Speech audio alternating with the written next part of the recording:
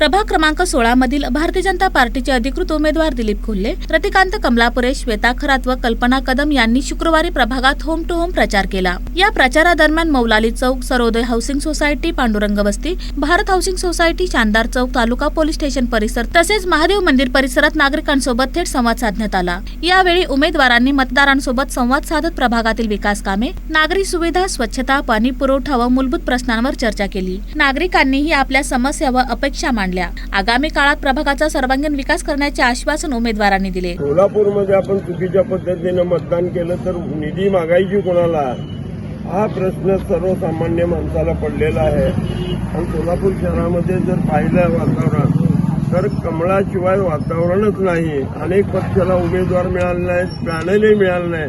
अशा पक्षाला आपण मतदान करणार नाही असा लोकांचा काम विश्वास झालेला आहे। बघा, मुस्लिम समाजामध्ये भाजपने देखील 4-5 नगरसेवकांना मुस्लिम नगरसेवकांना उमेदवारी भाजपकडे दिलेली आहे।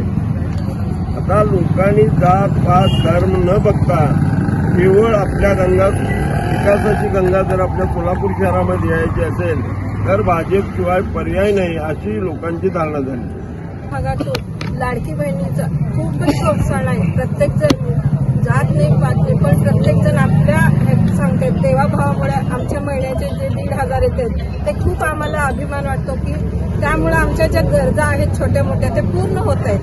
प्रत्येक महिन्यात येते लाडकी बहीण योजना। आता लखपती योजना पण आज राबवण्यात यावी, त्यामुळे ते सगळ्या खुश आहेत। म्हणजे त्यांना लघु उद्योग सुद्धा मिळणार आहे, त्यामुळे त्यांच्या गरजा पूर्ण व्हायला त्यांना कुणाची आशा नाही। त्या स्वतःच्या पायावर उभा राहू। आणि कसं एक महिला पूर्ण कुटुंब असतं, त्यामुळे तिचं आरोग्य ती जपणं खूप गरजेचं आहे। त्यामुळे आरोग्य शिबिर महिलांसाठी घेण्यात येईल, त्यातून त्यांच्या कसे आजारपण दूर करतील, त्यांना सक्षम करण्यासाठी आम्ही खूप प्रयत्न करू। या प्रचार मोहिमेला नागरिकांचा चांगला प्रतिसाद मिळाला असून भाजपच्या उमेदवारांना मोठ्या प्रमाणात पाठिंबा मिळत असल्याचे चित्र दिसून आले।